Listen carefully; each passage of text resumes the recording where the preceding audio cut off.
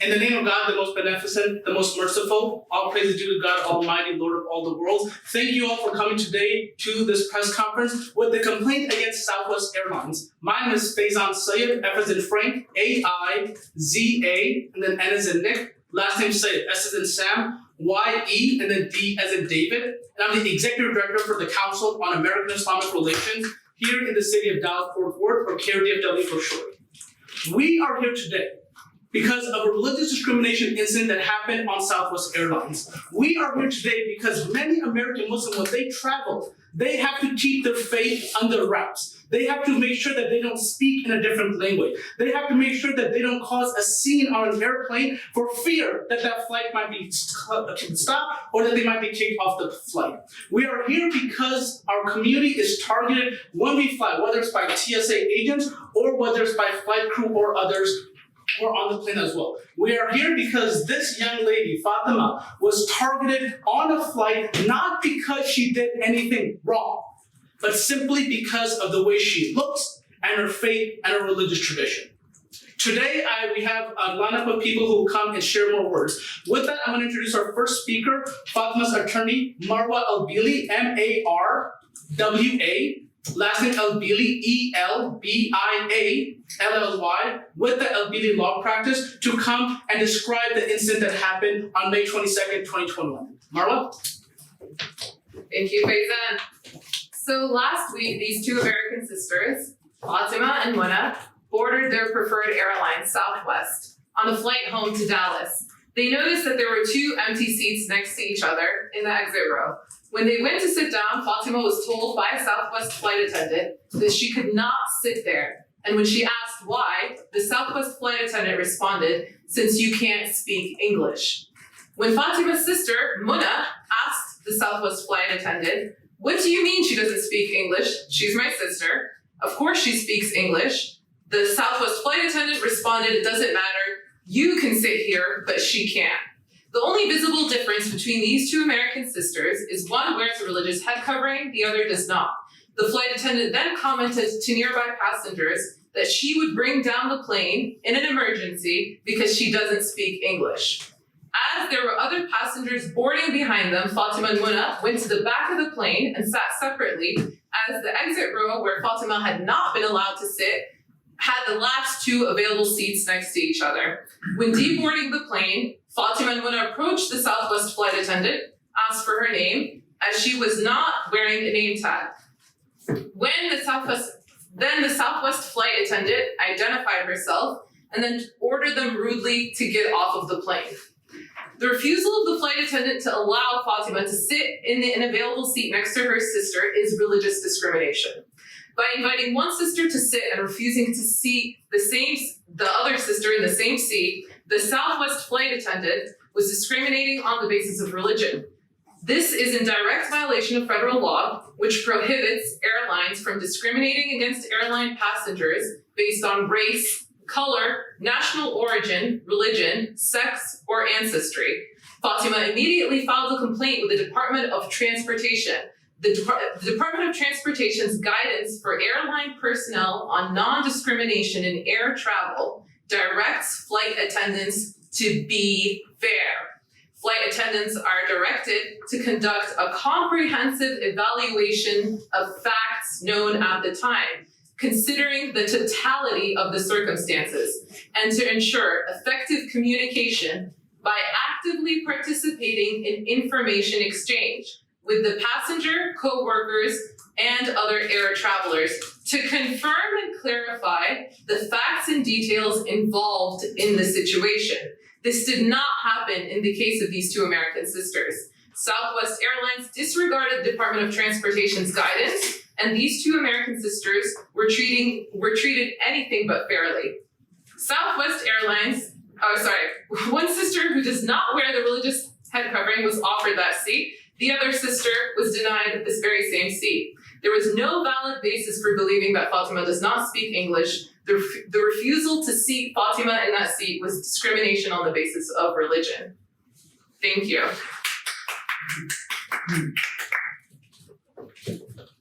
Thank you, Marwa. You will bring down this whole plane in case of an emergency. You will bring down this whole plane in case of an emergency. Imagine being Fatima. Imagine being her sister.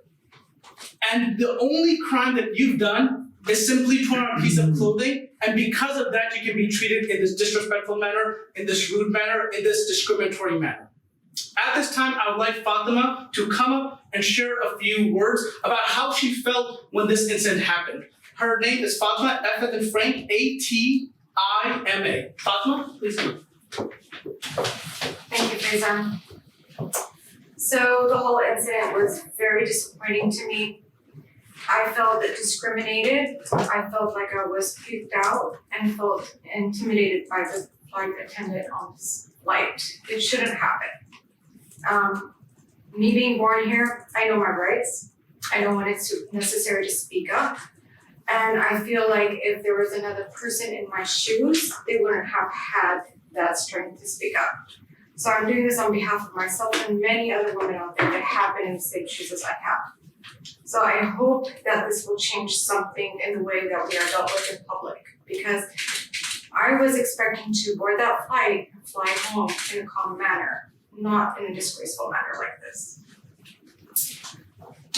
Could I have a question for you? Sure. Clearly, this was not an English language issue, and we wondered that when we were invited here. Can you tell us about your version of the conversation with that flight attendant? And you clearly spoke to her and told her you could speak English. And that's what makes it even more appalling.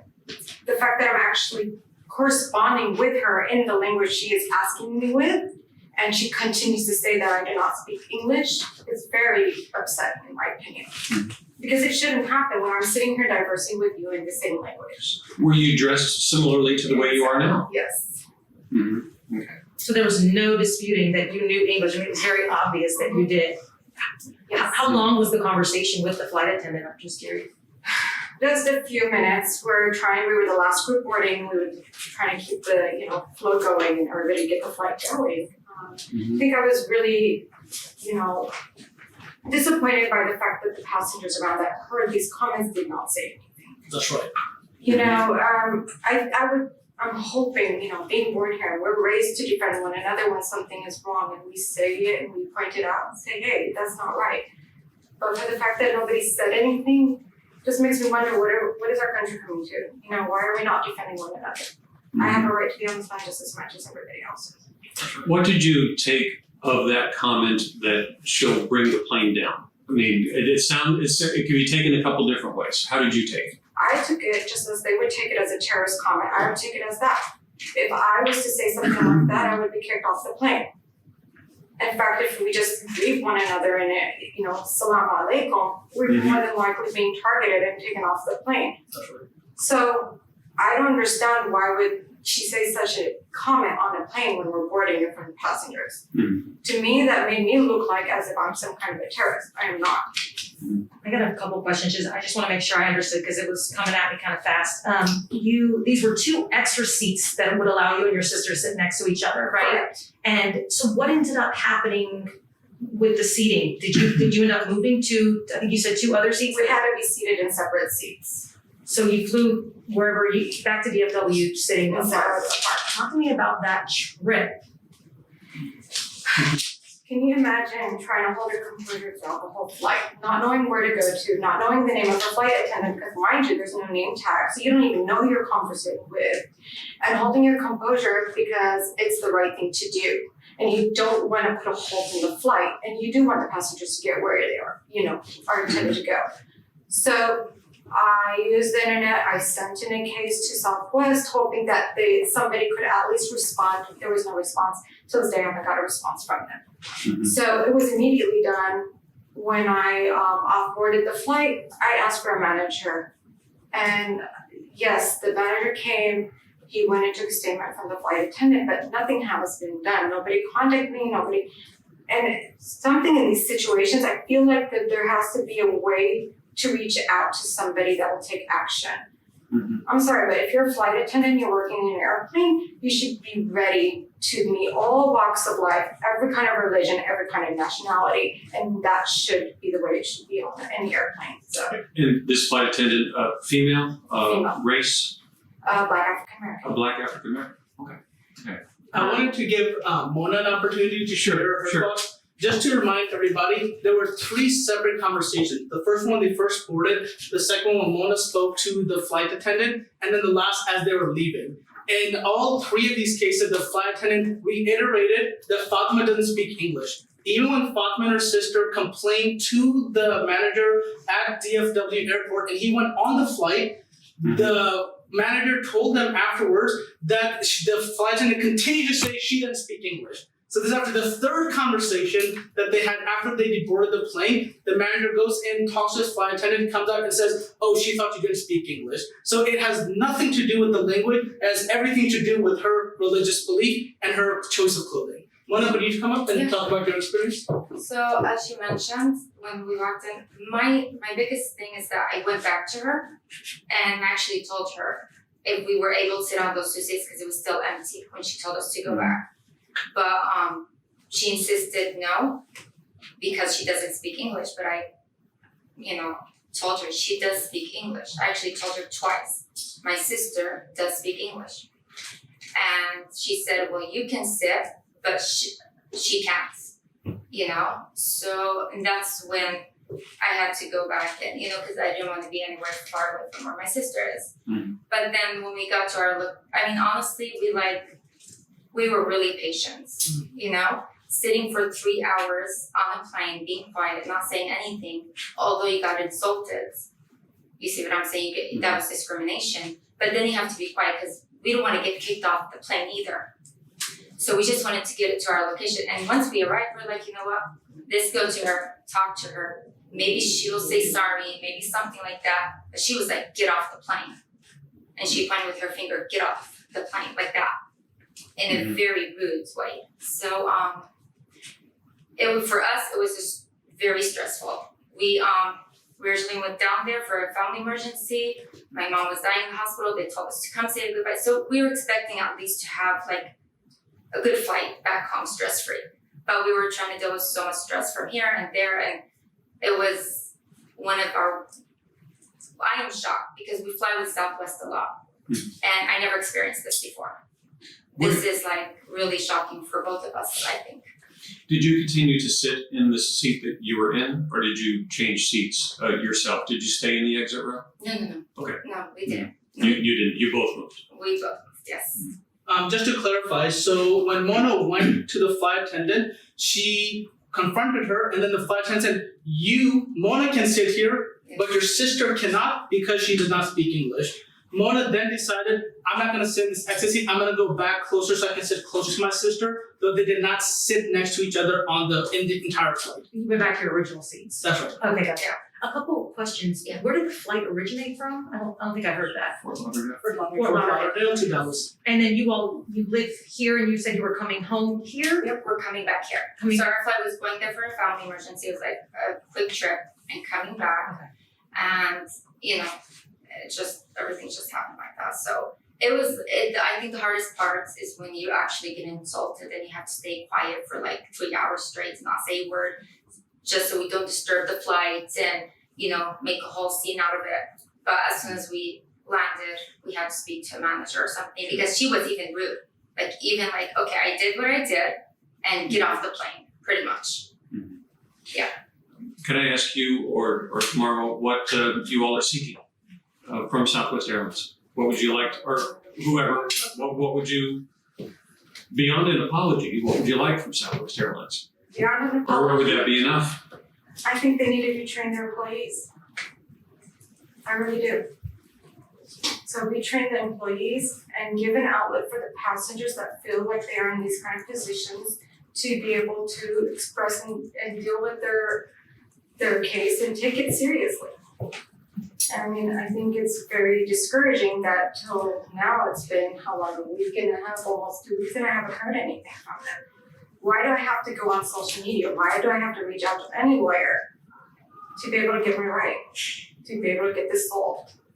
That's right. Just to add, on May 22nd is when Fatima filed a complaint against the situation that happened. Since that time till today, they have not heard any response from Southwest Airlines or anybody. However, today, when we call this press conference, On Twitter, Southwest Airlines finally responded and said, "Oh, we would like to hear from you." So this is the problem. We live in a country where until you can target somebody's brand, until you make it public, that's when the company will take it seriously. But when you follow their actual complaint process, their actual complaint procedures, there's no response. And the idea is to bury it under the rug.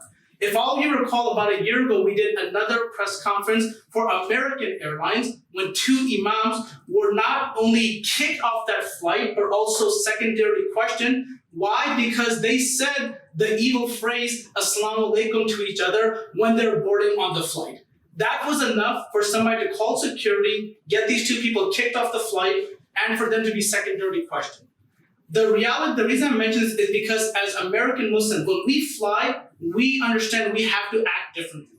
We can't speak different languages. We should try to avoid wearing Islamic clothing, and we should do whatever we can to not cause a scene, because if a scene is caused, then definitely it's going to escalate. That's why these two sisters did not argue back with that flight attendant, did not argue with the stewardess, and they just wanted to de-escalate the situation and sit down. So this is something that is an example of a larger issue that's happening in America, where our community is constantly, when we travel, it's an extra layer of stress as our community travels. Answering your question specifically about what we want, definitely want an apology from Southwest Airlines.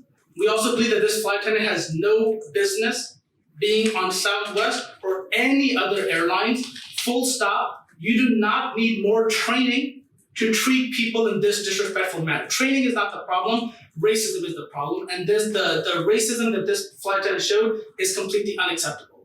Beyond that, flight attendants and stewards at Southwest and really all airlines should receive extra training and also use this as an example of what not to do and how the situation went wrong. We believe that all of these airlines can do a better job of training their staff to make sure our community and all communities are treated more fairly and welcoming as well. Fatima, was it any more shocking that this came from a black female? Or just a question, I mean, maybe it doesn't. Not really. Okay. Not really. I mean, I think it could come from anybody at this point. I would hope that, somebody that has been through racism, that knows how it feels to be on the other end would speak up, but I've come to the conclusion it doesn't really matter at this point. Are there any other questions before we wrap it up? Yes, in the back. Another obvious question, no cell phone video of the incident? No cell phone video or other videos. Well, that's because we were not expecting this, Sure. honestly. Yeah. And then it's more of like, we feel like our civil rights has been violated, honestly, with the whole thing, so. Fatima, were you speaking another language at any point? Well, I was speaking with my sister, but I don't think that's the point, because you have many people that come in that know multiple languages. That doesn't mean I don't know English. Right. So if they're gonna target based on, oh, she walked on the plane speaking a different language, or she heard a word here and there that's a different language, then we're going down the wrong path here. See, the thing is that we both spoke at one point in English and one point in Arabic. She heard it, so I spoke Arabic too. Yeah. So why didn't she say, you can't sit there because you don't speak English? You see what I'm saying? Yeah. So, But again, as you said, you answered the flight attendant in English. and I, Both of you. and I went to her. I went to her and I said it twice. She does speak English. I want you guys to have an understanding when you talk, so that way you can. Sorry, yeah. No, thank you. Yeah, so, And just a background question, your mom, how did that visit? I mean, that's what the visit was for and for, Yeah, my right? mother was in critical intensive care unit, so critical condition, and we went to check up on her. So, in general, I mean, that's what I'm saying, is that we're gonna come from different stories. There's different reasons why we fly, there's different reasons why we travel. We cannot treat everybody, oh, this is all the same, they're all the same. We're not all the same.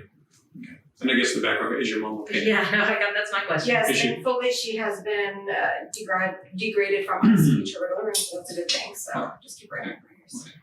Well, great. Well, thank you all. Thank you. thank And you. thank you all for Thank Thank coming. you all. Thank you. Thank you. You guys need any more pictures? I just wanted to ask if you all may have any photos of you all together, maybe on your trip, or did you take any at the airport that we may be able to use to sort of tell the story with? Just On the trip, honestly, we went to, it's a family emergency, so the last thing in our head was like, picture. it was hospitals, doctors. Yeah, I didn't know. Technically it was that, we never expected this to happen. Again, it was shocking for both of us. Yeah. We always fly with Southwest, but we never encountered such Understand. a I have to And ask. just background as well, you both live in the Dallas area. Yes. What do you do for work or anything like that? Just to tell people, the normal Americans that you are, I guess, what do you all do here? I'm a manager of the clinical, I manage some clinics. Okay. Self-care. Yeah. Good. I just moved from Florida, honestly, a year ago, so I've been kind of like Alright. still. And I didn't catch your last names. Coney. Coney. One more time. K-O-W and I. County. And who's older? You don't ask that question. I know, I always ask, I always wanna know the details. Can we get a copy of the lawsuit?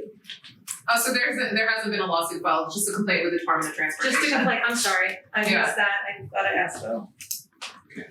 I just take one. Yeah. The issue is, one of the things that you have in this case, and that's why we decided to do a press conference, is I think airlines in general, they get away with a lot when they don't kick the individual off of the plane. Mhm. That's sort of the threshold. It's not the threshold, but it's one of the, you haven't lost your flight, they still made their destination, so in a way, they're being punished for being respectful and not raising the issue and causing a delay for all the passengers on board. Right. Yeah, Is the complaint available? yes, the complaint is available, we can send you a copy of that.